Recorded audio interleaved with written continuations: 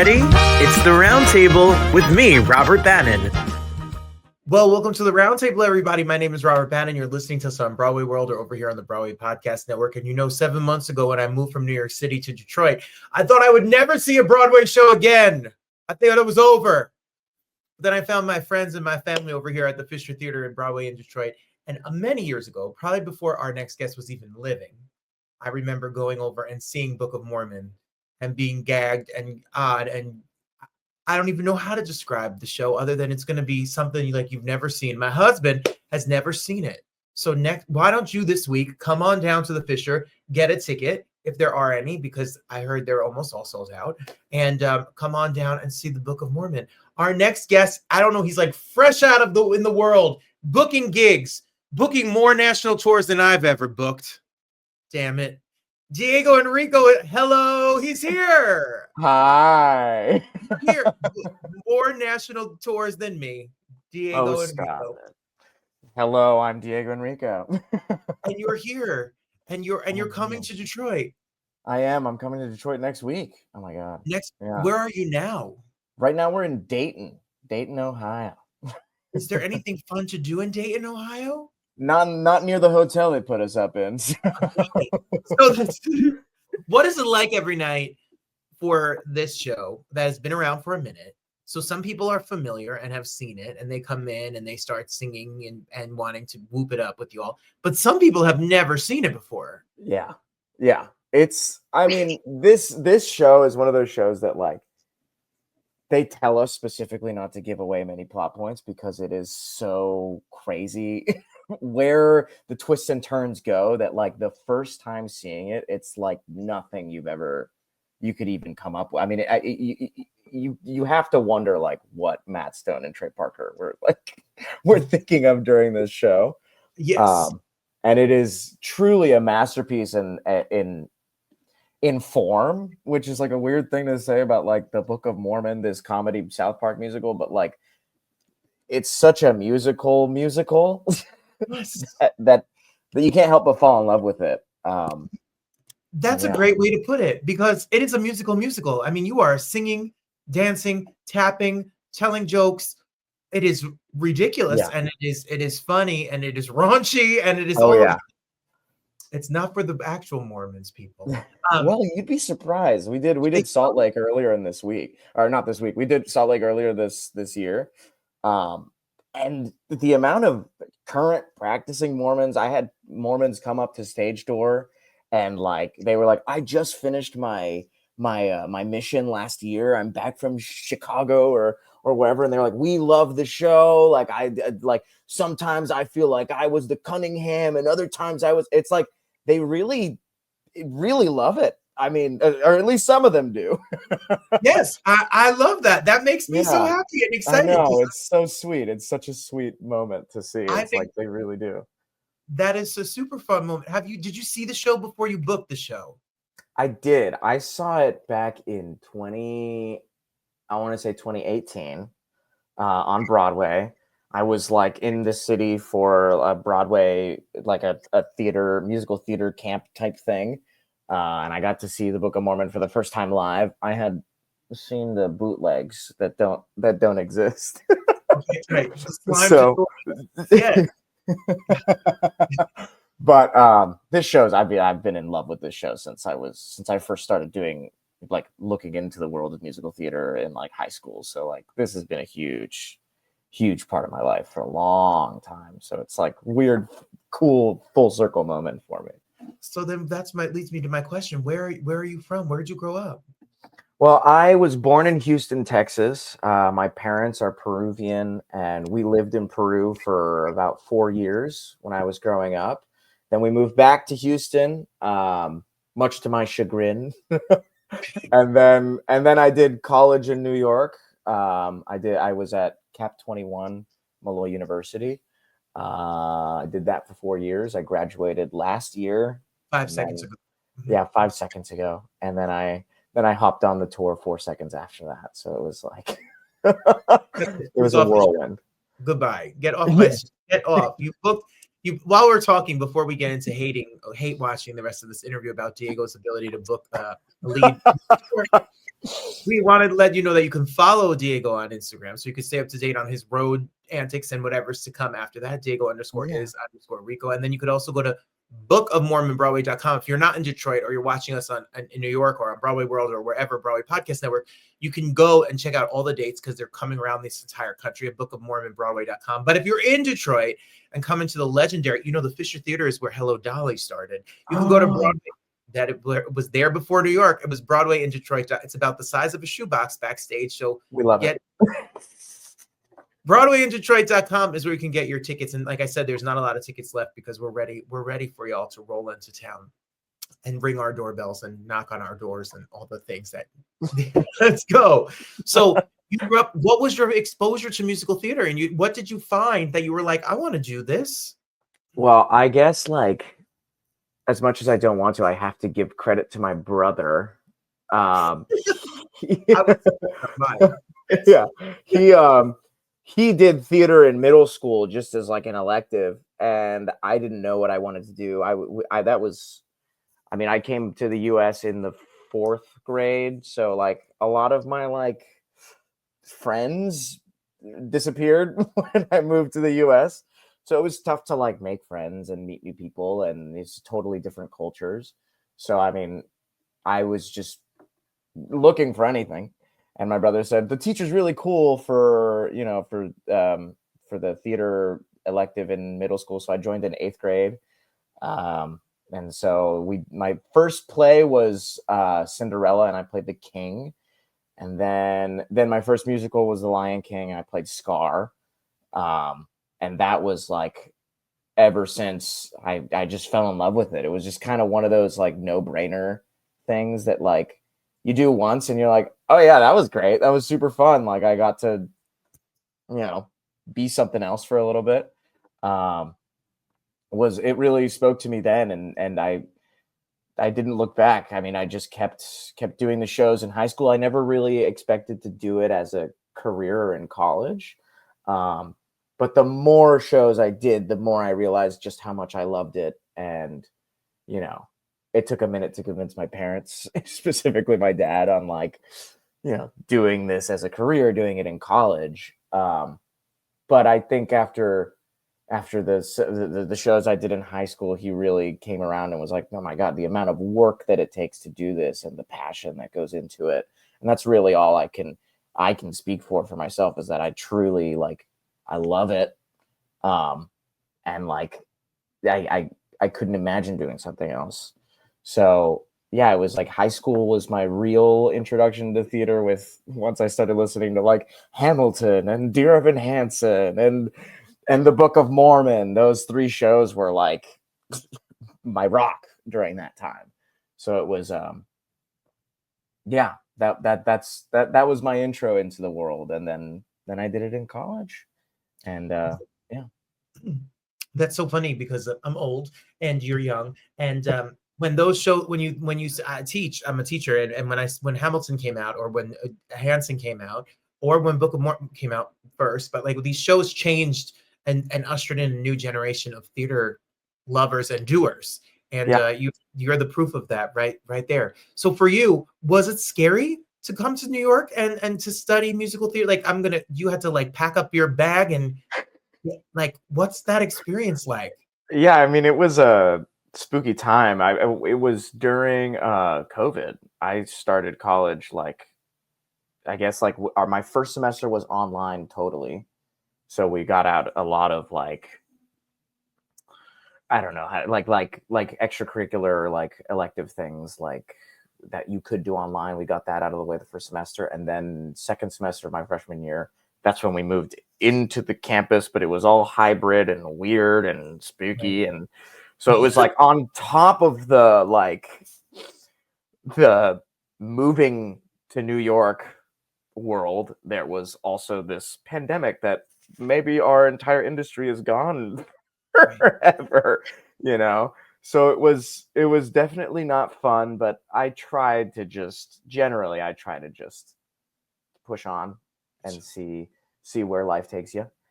And you graduated, and did you learn the skills that you learned? Did the school help you set up what you do now? Did you learn things and business and a technique and things that you had to put into practice? Yeah, I mean, I was surprised, truly. Not to say that my training wasn't good or that it wasn't like I loved my teachers, I loved everything, but anybody who has gone to a musical theater program knows that like when you're in it, you're like, I'm not learning anything and I wish I was doing more. I want to be on Broadway tomorrow, you know?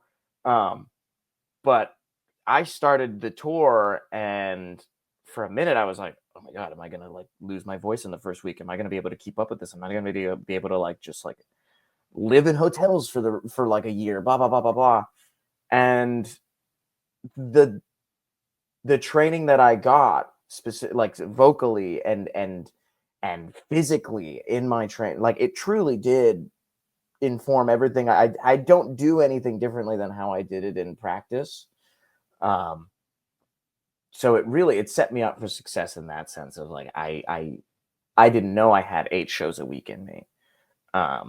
And now I do. Now I can confidently go into the show knowing what I need, how like my voice teacher really helped me find like being able to diagnose yourself of like what has happened here, what is the proper placement for this technique, what is like what's my body feeling in the moment, and how's that informing my overall performance, so that's I'm super grateful to the training that I got at my university, that like it really did set me up. I'm I haven't looked back since, and I say thank you very much, thank you, and That's right.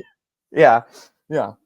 I'm sure that when you booked this show, it is such a vindication and validation of your talent and the work that you put in school, and then also family and everyone that's afraid that Diego will never work and never make money. He'll be bus boy for life. What was your experience like to book this job? What was the audition experience like? So there was an Actors Access listing for the Wait, what? Yeah. There was another one recently, I think, but it was Actors Access. You booked this through Actors Access? Yeah. You went on Breakdown and you just put your little headshot and resume. You didn't have some fancy appointment, and you didn't have. Wait, what? No, there was an Actors Access thing, and I submitted, and I guess they liked what I had on there. They gave me a virtual, or not a virtual, but like a Actors Access HMail, like submissions email. So I submitted Man Up and then 2 sides, and then it was an in-person. I guess I did well in that one, and then there was a workshop, sort of like whatever, to like get you ready for the final callback, and then there was final callbacks, and the rest is history. It was a whirlwind. Yes, when you go to those boot campy, and I've heard a lot about them. When you go to these boot camp things, there has to be a part of you that's like, I'm going to put in all this time and effort, learn this material, but like literally be nervous, even though you're trying to play it cool, and you be nervous, and you finish it, and you're going to go live through it in your head of all the mistakes you made, all the things you did wrong, all the things you could have done better, and torture yourself till you get a phone call. Right. How did you handle the pressure? How do you handle the pressure in those moments for all these young theater people out here trying to book a job? I guess my advice might not be great. It was during my showcase for universities. So I did my callback, and then I had to go straight, like I had to go downtown to the financial district, which is where my like theater classes and whatever, where my showcase was happening. I had to go down there, and then an hour after my audition, I was doing my industry showcase for like agents and everyone. Yeah, the culmination of my 4 years of training went immediately from an audition into my showcase. So I kind of didn't have a lot of time to think very much about it. And once everything was said and done, the weekend hit. The thing about auditioning for the Book of Mormon and auditioning for this tour is I fell in love with the room. I really loved the way I was talked to, and the way that they treated everyone was so inviting. And it was a group of people that really loved the show, that really they want you to be funny. They want you to have fun in there. And so that's what I did, you know, like I was nervous and sweating bullets and freaking the hell out, but I love the role, you know, I love Cunningham. I love like the show. And so I just brought that into my audition, and it the reason I bring this up is because one of the things I said the whole time when I was like waiting for this response and like, I don't know if I'm going to get it, blah, blah, blah. Like I constantly was so grateful to have been in that room, you know, working around those people, even if it's just for an audition, being able to like, I not like book the room in a sense, but like love the room I'm in, you know, which isn't like all the time. I know like that doesn't happen all the time, but like cherish those rooms. I think like there are creatives out there, directors and choreographers that love what you're doing, and like you can share that with them. And so I was always like just grateful to have been there, you know. Yes, I loved it. that's a testament to you, and that's a testament to the team of Book of Mormon. That is so beautiful. You just literally walked into your showcase, and if you're not a theater person, your showcase is when you perform in front of managers and agents, and you told them, I don't need any of you. I booked my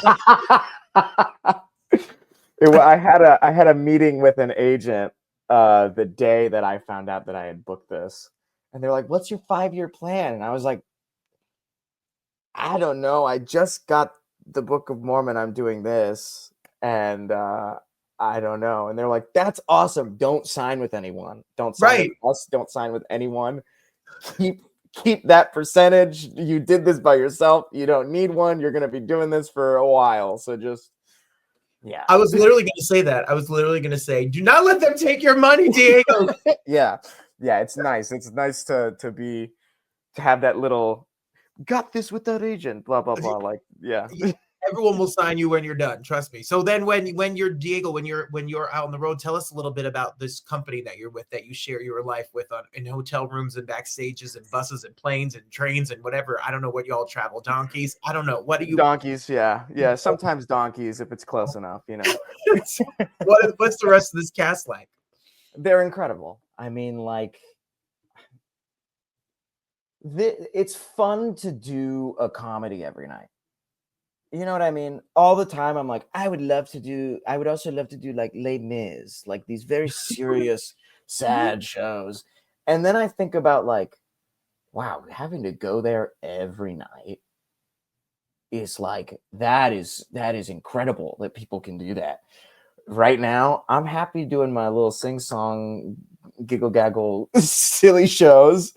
I love doing like the comedy of it, and everyone's having fun on stage, you know, which I think is sort of the special sauce for this show. Is it's like when you're watching it and you see people like, oh, you're having like, you can tell that these people like love what they're doing, you know.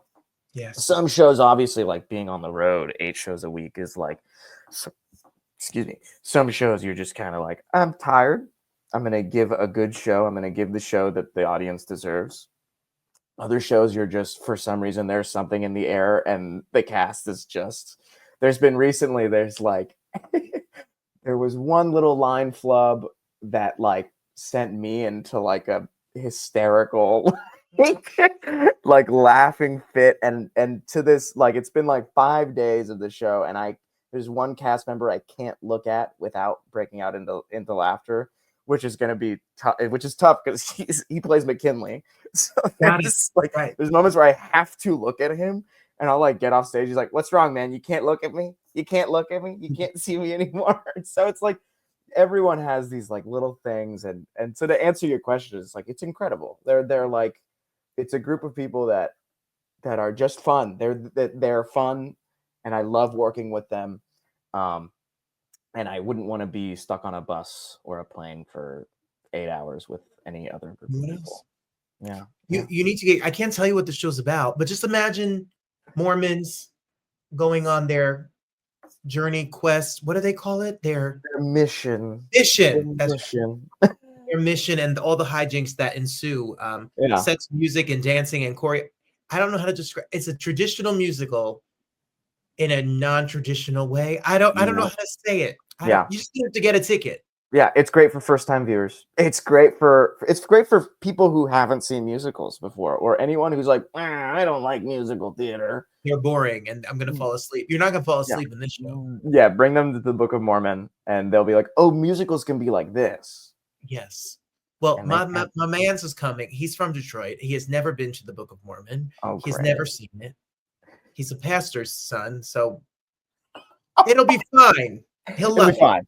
My dad is super Catholic. In another life, he was a priest, and he came and he had a great time. See, right? That's what I was saying. Yeah. So I'm excited. You know, what's funny is growing up in New York, like you grow up in Texas for part of your the shows and tour life is different because you get to be these people that live here don't get to go to Broadway. They don't get to see these shows. And even though Mormon has been running on Broadway for, I don't know, 20 years almost or whatever, they don't get a chance to see it. Now you get to bring the love and art of Broadway and musical theater to their backyard.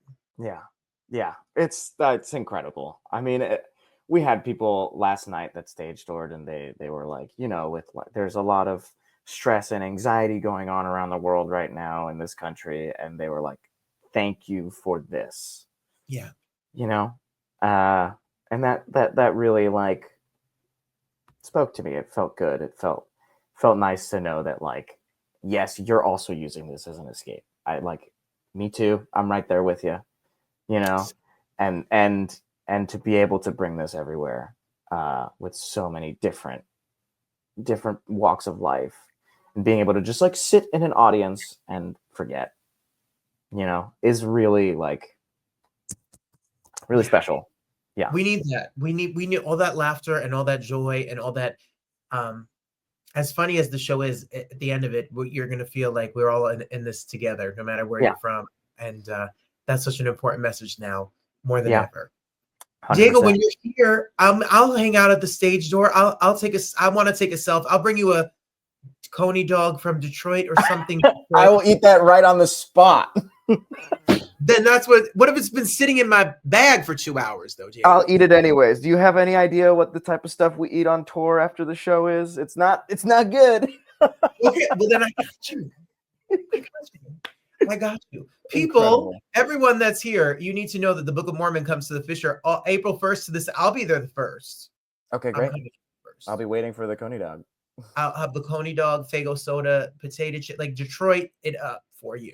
Incredible. And the first that you only have a chance to see it. It's only the 1st to the 6th, and the tickets are already almost gone. So make sure you go to BroadwayInDetroit.com, buy tickets to this, buy tickets to everything.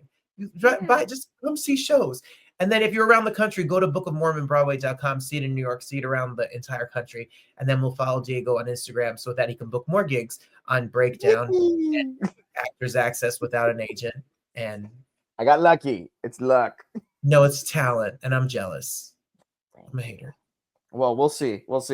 I'll get your full review on the 1st. Yeah, I have notes. Hold on. I have Great. Congratulations. I'm so excited to see you next week. And thank you so much for being here. Thank you. Thanks for having me. I appreciate it. Thank you.